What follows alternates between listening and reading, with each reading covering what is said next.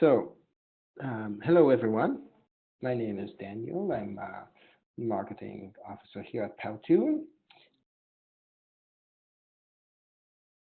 With welcoming Tim Watson from Zetasphere, who is a marketing and email marketing consultant. And Tim is going to talk to us about um, basically email marketing. We've done a couple of stuff together with Tim, and I was very impressed with his level of knowledge and work. And we're actually doing a couple of experiments looking at how Powtoon videos on landing pages affect conversion ratios and how call to actions to watch a video and an email would affect that. So Tim was very instrumental with his deep knowledge of email marketing. And so I asked him to hop in and share that with our users, because undoubtedly a lot do use Powtoon for optimization, conversion optimization, SEO, and other marketing formats. So what we're going to do here today, we're going to give people a couple of seconds to just get on the audio, and we'll just let Tim get going. I might hop in and there with a couple of questions, and if anybody has questions, etc., just text them right into that little chat box that you have right next to the little phone icon on your app, and I'll moderate that. We'll do a Q&A at the end. And by all means, if you have any questions beyond this about Powtoon, about email, about using Powtoon in email, feel free to contact me.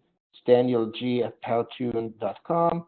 Of course, if you have any questions for Tim, more than welcome to get in touch with him. So his contact info at Zetasphere. And I think we're ready to go. So Tim, go for it. Let's see, it looks like, Tim, can you hear me? So it looks like we can't hear Tim. Can anyone else hear Tim?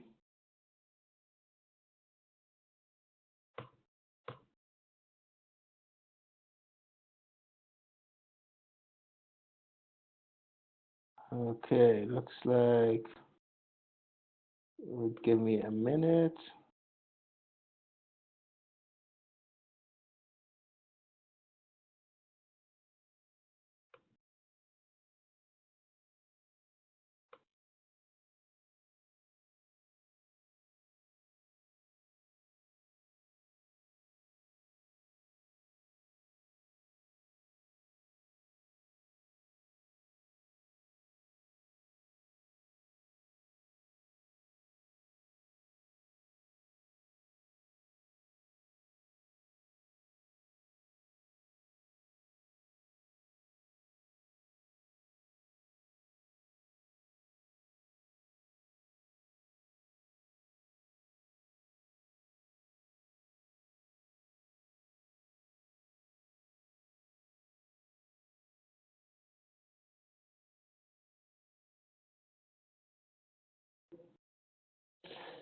Okay, can you hear me?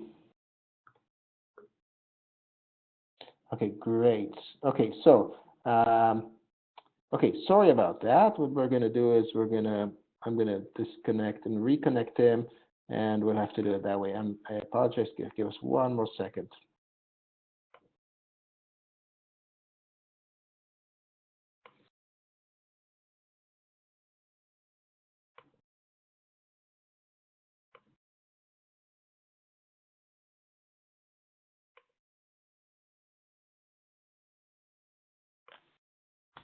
Hey, Daniel, I'm here. Okay, great. I think everybody can hear you now. Something went a little bit off there with the audio. So if anybody, yeah, we're waiting to, oops, presenter. Okay, there we go. Okay. No, why does it keep sending it to T. Davis? There we go. So if anybody else, I think it's working fine right now. Okay. You can hear me? Yes, I can hear you. Excellent. So far, all right. Quiet. So great. Okay, Tim, why don't you go for it? Great. All right. Well, I'm sorry everyone for the little hiccup there. Hopefully you can all hear me clearly now. Any issues, just do in the chat window, and we'll do our best to sort you out there.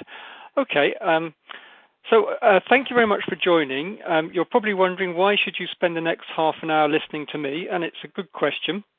In short, I spent at least the last 9 years specializing entirely on email marketing. That's really all I do, 24 hours, 7 days a week. And in short terms, that means I spend more hours learning more about email marketing than probably most of you have the time to do. I'm sure many of you listening today have, 2 hours of email marketing a week and 2 hours of PPC and 3 hours of events and a whole host of other things. And I simply get to spend a lot more time doing it. And when I'm not talking about email marketing, I'm doing email marketing. I'm working on email strategy with a variety of brands, B2C and B2B brands, looking at email consultancy services. That's through Zetasphere. I also chair the Best Practice Hub for Email Marketing for the Direct Marketing Association in the United Kingdom. I'm a guest tutor on the Institute Direct Marketing on their email marketing course. And if you know the Smart Insights website run by a very nice guy called Dave Chaffee, which has a whole host of digital marketing resources, I'm the expert commentator for email marketing there. So hopefully you get the idea. I do a lot of email, and I hope to give you something new to think about in the next few slides. So 7 slam dunks that could give you slam dunks email marketing. Number 1 is simply take more shots. I mean, success in sport and life is heavily related to trying. And the more you try, the more you do, simply the more results you get. And in email, it's just like that. We know that every email campaign generates a response. Every email campaign generates revenue. And very simply, if you send 1 extra email, you get extra response and extra revenue. Now, I know people are concerned about overloading inboxes, and they're worried about annoying their customers. And really, if you're kind of worried there, then you've got to look at the value of your content. Because if you're controlling your strategy by saying, let's send poor value content less often, it's not a way to high performance. And the whole idea behind email marketing is, let's send higher value content so we can send more often, because people are happier to receive emails from us. So think about adding value so that you can increase frequency. And certainly don't think of segmentation as a way to reduce volume, but think about segmentation as a way to let you send more because it's got in more relevance and more value. And perhaps if you're B2B companies, a lot are just sending 1 email a month. Simple thing to do is divide your content into 2 and send twice a month. You'll get more response by doing that. If you're B2C, maybe you're sending 2-3 times a week. How about adding in a Sunday send? Well, I know that you're being concerned about the open rates and the click rates, and that if you actually send that extra email, won't you reduce open rates and click rates? Well, actually, that's true. You might. But does it mean you get less of what you're after, revenue and response? If I look at this example here, a monthly campaign sent to 50,000 people, click rate 5%, 2,500 clicks. If I was to say, let's send 2 campaigns a month to those 50,000 people, then yes, it might depress the click rate from 5% to 4%, but we still get overall 4,000 clicks in a month. So in terms of driving more traffic and more of what we want, sending more frequently actually does that. And think about cadence change. If you're thinking about frequency, you don't have to think, let's just send on Mondays and once a week on every Monday.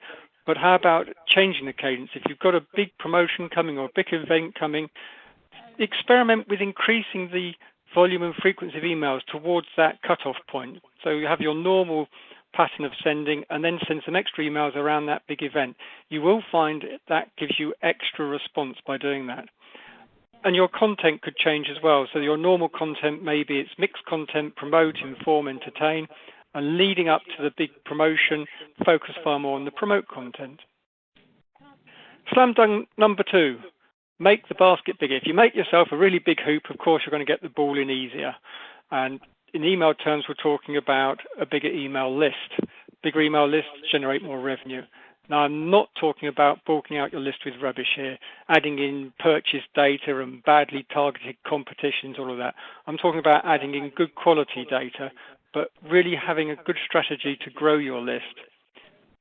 And there's 3 primary list growth drivers. Number 1, Simply ask more often. I can absolutely guarantee you, if you don't ask for an email address, you will never get it. You have to ask, and you have to keep asking. Ask in many places as possible. So if you've got on your website at the sign-up form somewhere, how about putting it at the top and the bottom of the page? How about putting that sign-up form on every single page on your website? Are you collecting permission during transactions? And how about asking in more places, your social channels, using Twitter cards, lead generation cards? If you've got a video, have you included a call to action within the video to say, sign up and why people should sign up? And the third part of list growth is making it really effective. I see a lot of people with sign-up forms which says, join our list, get our newsletter, be on our database. Nobody wants to get a newsletter. Nobody wants to join a list. People want the benefits of being on the list. They want the offers, the insight, the entertainment, the information that you're providing. So make sure that you're clearly talking about the benefit during sign-up and explaining people what they're going to get in that email rather than just the fact they're going to get an email. Are they going to get savings? Will they be the first to find out about something? Will they get invites to exclusive events? If you've got any sort of instant gratification you can offer, that will drive list growth. So if you've got an instant savings or an instant white paper or an ebook that you can say, sign up for email marketing and you'll get the ebook right now, people can justify themselves more easily. They're getting that instant value. So let's look at a quick couple of examples. This is a nice copy blogger website, and we see they've got a big section of real estate there on their page offering you to sign up. They're using a little bit of social proof there by suggesting there's 170,000 people who already get content. Nice way to help nudge people into signing up. And don't be shy. This is a popover. So from this particular e-commerce website, there's a popover, comes up and asks for your details. Now, popovers work really, really well. Check your page bounce rates if you start using them. You don't decrease it, but in my experience, there's no reason why it should. And I know people are also concerned about interrupting customers by using popovers, but the fact remains I don't think I've ever seen a popover fail to grow a list faster. And Kissmetrics did a nice little twist on this.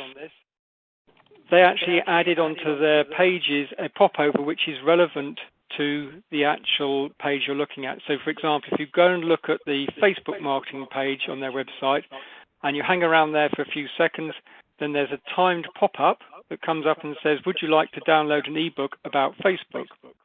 Making that offer relevant and that instant gratification relevant obviously increases response rates. And they saw it double. The lead capture rate doubled by doing this. And if you look at their Twitter page and hang around for a few seconds, there's a pop-up for Twitter. And this is something we do immediately after engagement. The perfect time to ask for an email address is when someone starts to like you. If you ask for the email address too soon, they may not be interested. But as soon as they've started to trust you and like you, they're likely to give the email address. So at the end of our blog posts on Zetasphere, we have a little sign-up page there, and we get lots of people who read the content. They get to the end of the blog post. They like the content because they did get to the end. And then the next thing we do is say, well, how about giving us your email address, and we're going to sign you up for more. And if you've got any sort of offline presence, if you've got events, exhibitions, offline media, maybe high street shops or stores and those locations, think about how you can integrate list growth into those offline touch points. This is something we did with a company called Deal Monster, where they, in their advertising media, have a SMS to subscribe service so that people can text in an email address. And it turns out it's much more effective to let people text in from print media than it is by asking them to go to a URL, because it's more convenient. Slam dunk number 3, shoot at the ideal moment. If you pick the right moment to get that ball going towards the net, you're going to get the slam dunk. And in email terms, I'm talking about timing. Not time of day of send, but triggered emails. Getting the ideal point in the purchase cycle and the customer activity to send an email. Probably one of the most common trigger emails today has got to be the basket abandon email. If you're running any sort of e-commerce, you're seeing probably 6 out of 10 baskets being abandoned, and using an abandoned basket email will bring back about 20% or up to 20% of the abandoned revenue. You don't often need to do much, just a timed triggered email when someone's put something into the basket, hasn't done anything for a few hours, time triggered email with a helpful nudge saying, why don't you come back? You don't even need to add an incentive. In fact, you might even reduce your profit by doing that. And if you've already got a single basket abandoned email, think about adding a second one. Send one after 2 hours and then send one after an extra day. And it's not just a basket abandoned email. I'm talking about all sorts of triggers. Browse abandoning is becoming increasingly common.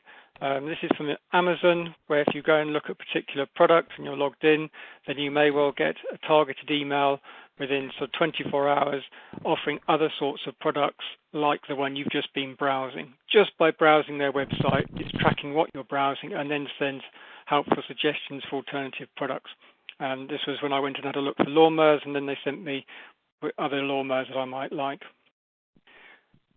If you've got any sort of product or service with a natural, predictable need to repurchase, such as insurance policies, disposable contact lenses, filter replacements, electronic toothbrushes, food supplements with regular intervals that you have to take them, any sort of product that needs replenishment, then a trigger email after an elapsed period from the previous purchase to remind people to buy again. Replenishment emails. So triggers really react to customer actions. They are so powerful because they are perfectly timed. The timing is the relevance, and that's why they work. Think about what actions your customers take and how can you react to them. Any sort of multi-step process that you've happening on your website that people might abandon through, you can rescue them using emails. Just make sure you capture the email address up front on that process. Slam dunk number 4, it's a team effort. It's a team effort to get the ball set up for the shooter to make the killer slam dunk. In email terms, I'm talking about subject lines. The subject line sets up the whole email for what's going to happen. And subject lines are even more subtly powerful than you might imagine. People look at the subject line, self-qualify themselves for the email, but then the subject line frames the whole conversation as to how the email is thought about and what they're likely to do once they open it. And consider this. For every person who opens your email, there's probably another person who looked at that email and looked at that subject line and decided they weren't interested today. That's okay. We're always going to have people who aren't interested in today's offer or today's subject. We shouldn't be too worried about that. But it's interesting that they did read the subject line and they did get a branding message. They got some message about what you're doing and what you're offering. So think about your subject lines also for the people who aren't opening and what they took away from your subject lines. Try split testing subject lines. I do this an awful lot with my clients, and I always get interesting results and get benefit from doing these things. But don't just make small changes to your subject line. Don't change one word here and one word there or try a different adjective. Usually, the bigger the change, particularly if it's a bigger change in the eye of the recipient, the bigger the effect. So try different types of subject line. A clear, simple and specific subject line versus a questioning subject line, or one with intrigue or personalization. If you can put any personalization details about the name or other things you know about someone, that will make them recognize the subject line better. Very, very often, though, clear and specific and simple is the best. It's the easiest to get right. Question and intrigue are a little bit hard to get right, and let's look at some examples of those. I've got some test examples here from Renault. Split test, and we've got the click uplift on the right-hand side. I've ordered them from the weakest subject line to the strongest at the bottom. And you look at the bottom one, it's a very simple subject line. It simply states that it's about Silverstone and the World Series. There's no cleverness, there's no cuteness, there's no trick, there's no mystery or intrigue. It just says it like it is. The top subject line, which is a questioning one, has got a lot of kind of intrigue and mystery about it. Love the smell of petrol on the weekend. It simply didn't work in this audience for some reason. But with that same audience, a different subject line, different campaign, the top subject line was then tight, taut and tuned. So here then an intrigue subject line did work very well. It's because it's more in tune with the brand and it's more about what people are interested in. So if you are going to try intrigue, it can work, but it really is a good idea to split test it because it's very hard to get it right. And questioning subject lines. An example of a winning questioning subject line from marketing experiments here. Again, ordered these in worst to best. The best subject line was, "Do your landing pages pass this test?" Now that clearly invokes people with thinking about which test, what test, and that makes them open the email to find out. One of the issues with the question that we saw for Silverstone, with that "love the smell of petrol on the weekend," is people can easily answer that with a yes or no. And ideally, your question subject line should not let people answer it with a yes or no. They should be left wondering, "I don't know. I better open the email and find out because I'm not sure whether this is a yes or a no." Particularly try to avoid any sort of questions where people can answer a no. If they can answer with a yes, maybe that will lead them into the email and cause a sequence of micro yeses that get them to do something. People who act consistently, our whole kind of psychology is we tend to act consistently. If we said yes to one thing, we say yes to the next thing. So if you can set up a sequence of yes answers, that's great. Interesting with this test here that the second most successful line was actually a fairly clear subject line. It had clarity, but it was also using numbers, which are often very, very powerful in subject line because they have a degree of truthfulness about them. People believe the numbers. It says something very clear. Rather than saying better and best and leading and we're fantastic, if you qualify it with a number as to how you're fantastic, it makes it more believable, and that's why those work. So, use subject numbers, use numbers in subject lines as well. Just a quick note on doing any sort of split testing, which I do advise for subject lines if you can, but you do need enough data. You need sample sizes of 3,000 people per test cell. Use a calculator. There's a free one that we provide on our website so you can check whether your results are going to be valid. I mean, put simply, if you take a list of 1,000 people, divide it into two and try a split test, you won't have anything other than randomness in the result. So make sure you do it with a little bit of science behind it. Use a calculator. Improve your ball handling. If you want to get your ball in the net, you need to handle your ball correctly. In that terms, we're talking about making sure your email looks correct in the inbox. I'm sure you all know that everybody's reading their emails on mobile devices. Typically, it's over 50% of emails now are read on mobile devices. I know a few B2B companies are still quite low at 15%. But most brands will now be in the range of 30 to 70% of emails read on mobile devices. iPhone being the top device, Gmail's been working up this chart recently. So what can you do to make your emails look good on mobile? Responsive design is the ultimate in email compatibility, where the same email adapts to the different device. So it's one HTML file, one email, and when you open it on one device, it looks different to when you open it on a different device. This is an example from Tesco Direct. You can see the menu bar, horizontal menu bar on the desktop on the left has got 6 items on it, and on the mobile design on the right, it's only got 3. That's the same file, and if I open that email on one device and then immediately go to the other, I'll see the changes. There's also on here the image changes here. So you see the images get resized. In fact, the header image has been resized more heavily than the product images. So you can resize images indifferently for the mobile device. And then finally, they also dropped out a whole block of content on the responsive design. So the things you can do with responsive design to make one email work well on multiple devices: you can hide content on the mobile, you can change font sizes, you can change the email width, you can resize images, and you can restack horizontal to vertical and vice versa. So this example, PayPal on the left, desktop, you'll see down the bottom we've got horizontal row of social icons and some link options, and in the mobile version it's converted to a vertical row and then buttons in a vertical format. Is it worth it? Is there extra effort to do a responsive design? And there are other approaches. You can do a more simple scalable design, or a kind of a big design that will work scaled suitably. If you do a responsive design, you can get some uplift from it. This is from a range of split tests where the average click uplift was 8.75%. Of course, it depends on how well your emails currently work on a mobile device. If your email already works really well on a mobile device, then responsive may not add anything to it. If it's a little bit hard to use and people are doing horizontal scrolling and vertical scrolling, then making it a new design and responsive, you'll likely see a click uplift. Slam dunk number 6, play with the right ball. If you try slam dunking a beach ball into a hoop, you're going to have real problems. You need to make sure your ball's the right size and the right weight. And for emails, that means you've got to make sure your design and your copy bring home your message securely. So just a quick example here of the sorts of things you should be thinking about. Example from Capital One, we've got a personalized subject line. It's got my name in the subject line. We've also got very benefit focused in the subject line. It's about we can help managing your card easier. So it's just telling me what's in it for me here.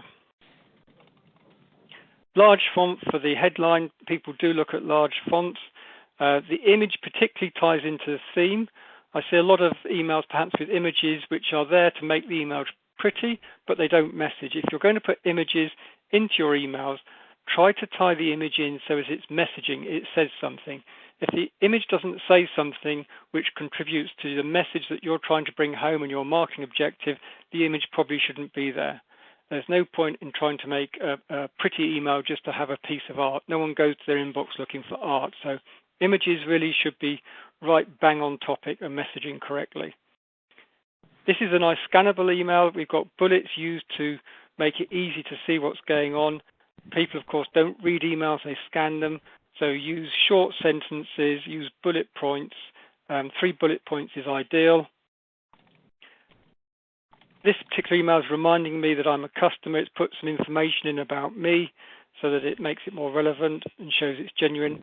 And I really like the call to action here. We haven't got click here. We haven't got, visit our website and other such calls to action. We've got a button with a call to action of make my life easier. So think about your calls to action and think about the call to action telling me what value I'm going to get by taking that call to action. What am I going to get by clicking the button? If you can express value, like a mini value proposition in your call to action, it will make them a lot more powerful. And finally, end your email with a call to action. If you've got several calls to action, you can put several calls to action in email. If you've got a kind of a prime focus and a primary thing you want people to do, don't just put the call to action at the bottom or just at the top, but include it in the email in several places so that we can bring it through. And if someone's got to the end of the email, don't leave them in a dead end, but provide the call to action there. That was a graphical email, but what about others? I've often seen a very plain looking email work successfully. This is an example from a B2B nurture sequence, but it does work for B2C as well. If you're finding you're getting ignored by some people, maybe mixing up and changing the format might be what you need. The point when people see lots of images is they think marketing. As soon as someone sees images and bold headlines and so on, the first thing they think is, this is a marketing message. It's brand X. I'm not interested in marketing messages from brand X. If you provide something as just a simple type letter, like a personally written email, then they're going to at least engage in the first sentence, because they don't look at it saying it's marketing. They look at it going, this is interesting, this is different, I've not seen this, what's this about? And they're going to read the subject line in the first sentence, and if you can then hook people in from the first sentence and pull them through the email, you'll find that more successful. So experiment. It doesn't have to have images to be a successful email. It doesn't have to be pretty.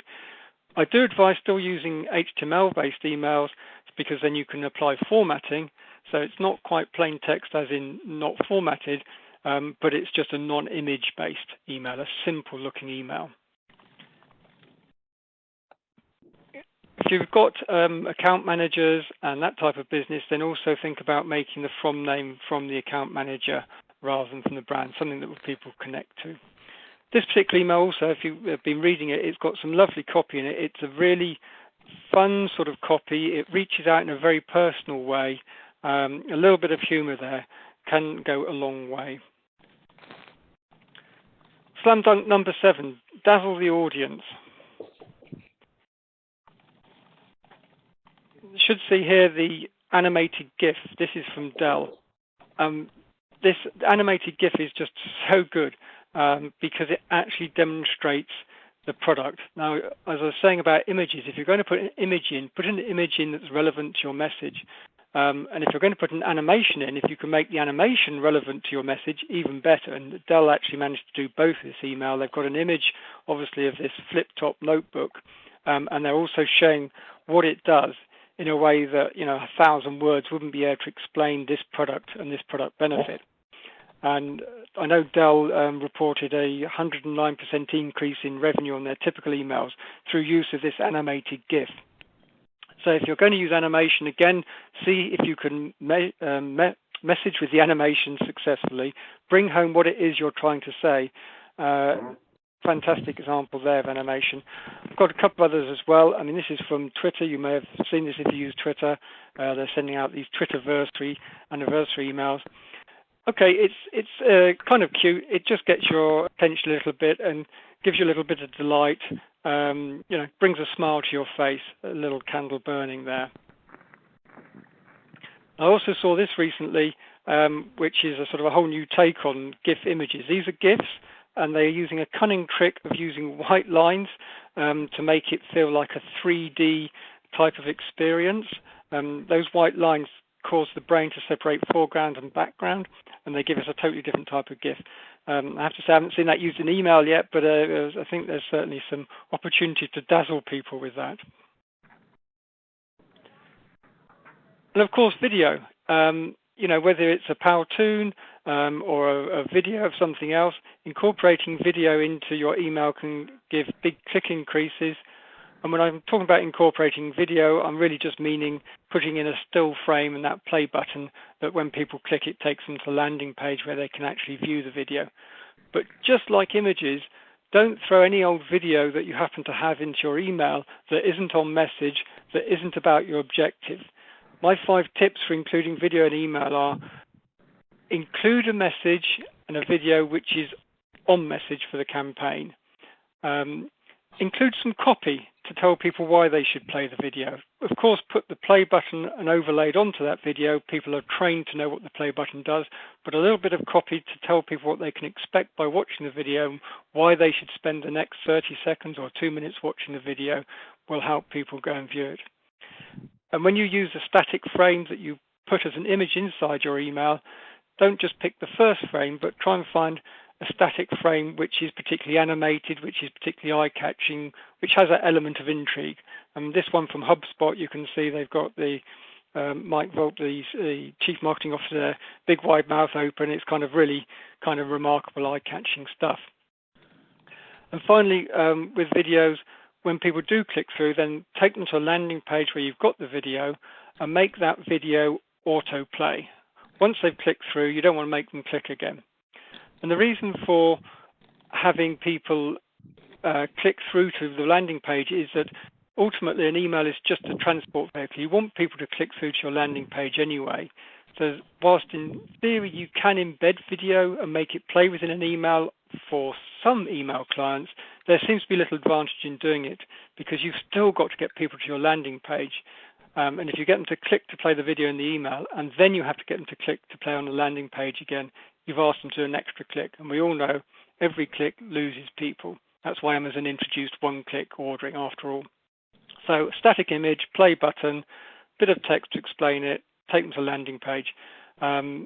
Campaign increases, anything up to 300% click increase by including video. Of course, it depends on many, many factors there. And finally, one video example here from French Connection where they're actually doing a combination. They're using a GIF and a video. So you'll see that moving video there. That's actually a GIF image animated, which kind of playing a few frames of the video to try and attract you to land. So using the idea of an animated GIF to get you to play the video. Very nice example. Okay, I appreciate that's my time is up for my 7 slang dunks. I hope some of that was useful for you. I don't know, Daniel, if we've got time for any questions, or if we've got any questions, I'll certainly be happy to answer some now. Or there's my contact details there if anybody wishes to get in contact with me and ask any questions about this or email marketing. I'll certainly be very happy to do my best to help. Daniel, over to you. Cool. Yeah, Tim, thank you so much. Plenty of questions. Some will be here, some not. But first of all, that was very well presented and great info, a ton of ideas for our email marketing. So all of you listeners expect something soon, and you'll be able to say, "Hey, I know where you got that idea from." The first question, I guess, you talked in the beginning about lead email capture forms on blogs and websites.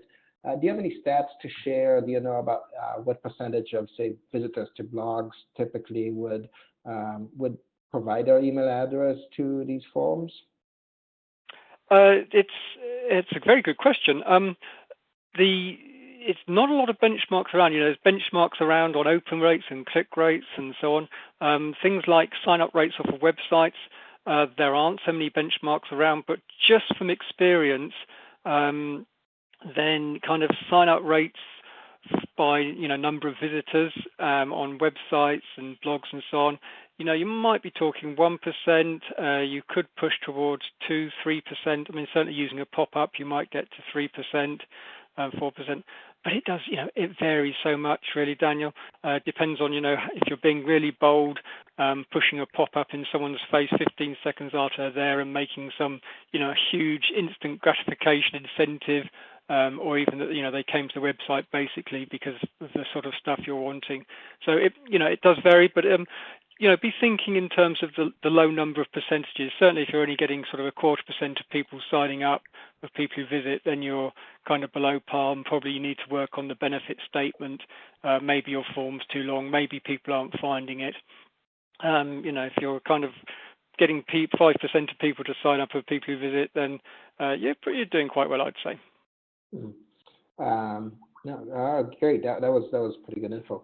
Another question here. A lot of people have suffered, seen dramatically lower email open rates since Google introduced the tabs in the Gmail.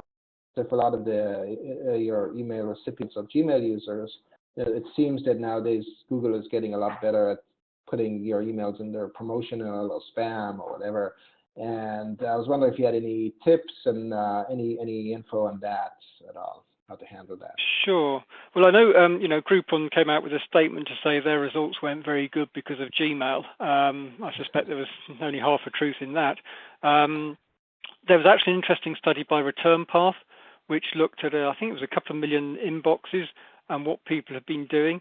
One thing they looked at was, should you send an email out to your customers asking them to drag you into the primary tab rather than be demoted to the promotions tab? And there's a lot of brands rushed to do that. There was lots of people said, quick, send an email, get dragged into the primary tab. Return Path studied it, and they had the data to look at whether people actually paid any attention. Actually, they didn't. It was a waste of time. Everybody kind of just left it as it was, and they said, no, I'm ignoring your thing about dragging to the primary. I'm quite happy having you in the promotions. And the other thing that Return Path looked at was they looked at read rates, and their findings was that on the whole, the read rates haven't dropped dramatically. We're talking just 1-2%, something like that. So their conclusion was that it hasn't had the sort of bad impact that some doomsayers were certainly forecasting. And my final thought on it really is that we shouldn't be looking at open rates anyway. There's this effect that people are only looking at the promotions tab when they actually want to look for promotions. So it's a bit like, deciding I'm going to go window shopping today. I'm actually saying I'm now in the mood to buy stuff, and I'm looking for stuff to buy, and I'm looking for offers, and I'm kind of just in that mood of wanting to see new offers. So I'm going to wander down the high street and see what's there. I'm going to do some window shopping. And that whole kind of psychology is applying to the promotions tab as well. The fact that people have gone there means they're going, yeah, I just want to have a look through what's up for sale and what's going on and what people are talking about. And that fact that they're in that mood there makes them more likely to click. And I think if we started to look at the stats, and look to see, even if the read rates have gone down 1% or 2%, what's actually happened to the click rates and the purchase rates? Have those really been hit by the same amount?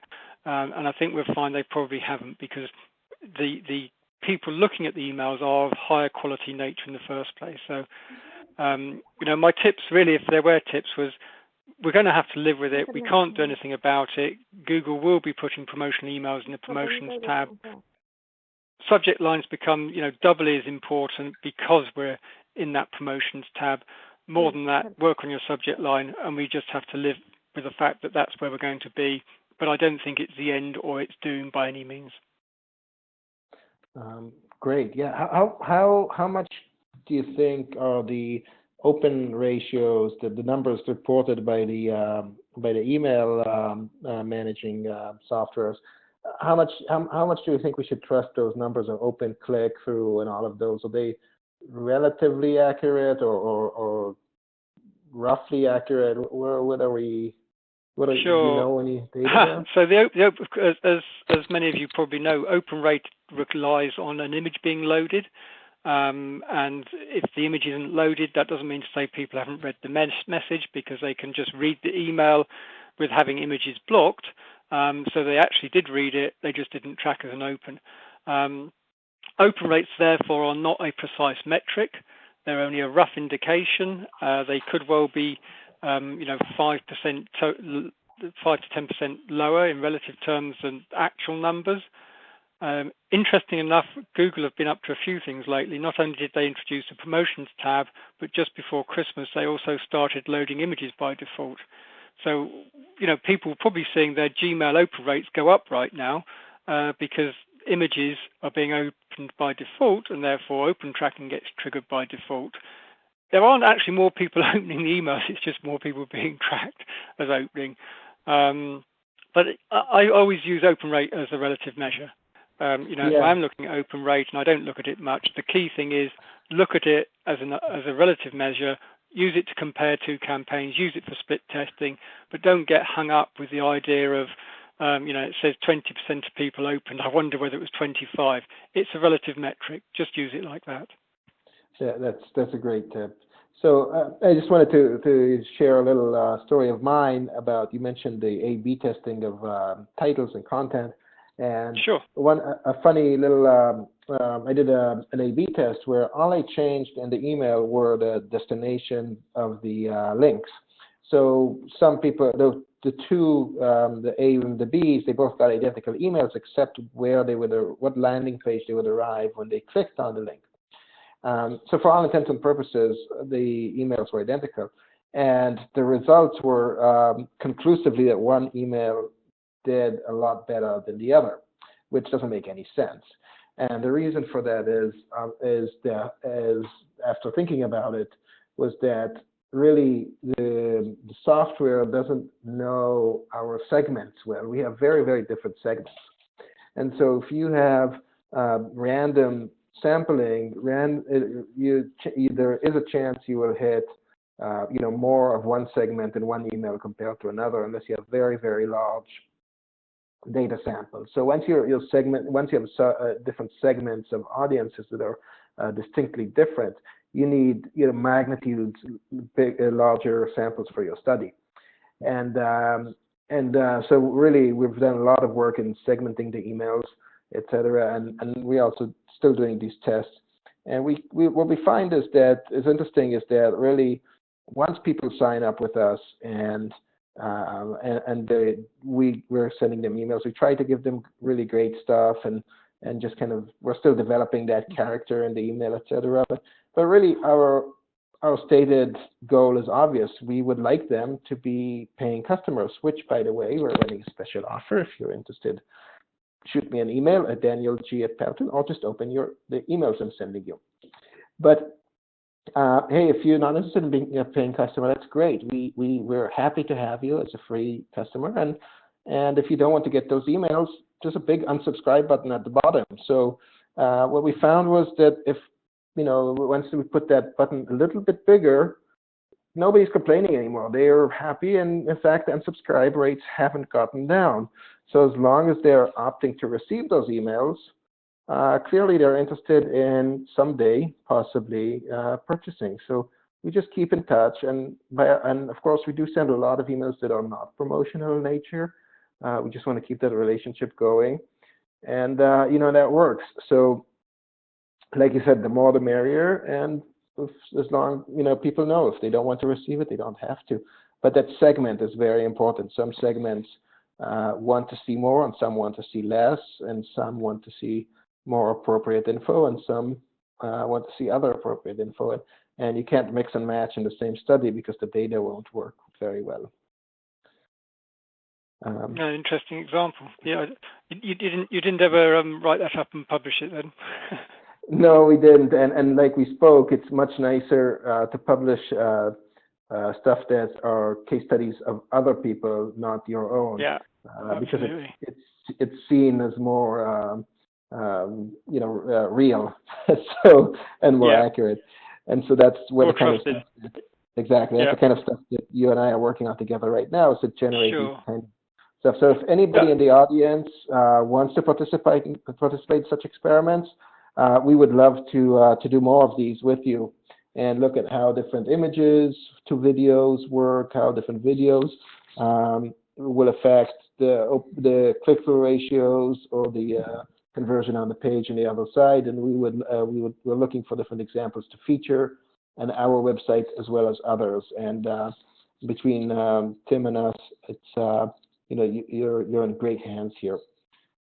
It's interesting you brought about landing pages, because there can be a big disconnect if you're clicking people through from an email to a landing page which doesn't fit to the email at all. People just feel totally lost. It's like they saw a signpost somewhere, they went through a door and they turned out they're in totally the wrong place or where they didn't expect to be. So there's a big thing about having consistency and congruence between the email and the landing page, and that's a whole area of optimization in its own right, to say, well, when we optimize, we need to optimize the whole funnel and the whole experience, and we should be optimizing from the start point of, if that's an email, through to the landing page and so on. And we should be optimizing these things together, rather than just trying to say, let's try and get an email which drives lots of traffic, and we never look at the landing page. So, there's a whole big conversation to have around that, and I could talk for hours on that itself. Yeah, and I'm sure we will do that again in a public forum like this. And it's interesting just to mention that we had a survey gone out recently about different usage of video, Powtoon videos in marketing and videos in general. And what it turns out is that in that point of landing pages, what people use the original purpose of the video was not necessarily where they saw the positive results. So oftentimes people use it for social engagement or for conversions, and then all of a sudden they see a pop in SEO or something that wasn't actually intended. But the surprising majority, did not measure the results of what their actions were, and that was it was staggering numbers. So that'll be out. The results will be out very soon, and anybody will be able to see those on the Powtoon.com blog, as well as possibly other blogs. So I think that's it for today, Tim. That was fantastic. It was great. I really hope to do maybe a follow-up one with you, and maybe present the results of our future studies together. Sure, you're very welcome, Daniel. I'd love to come back again another day.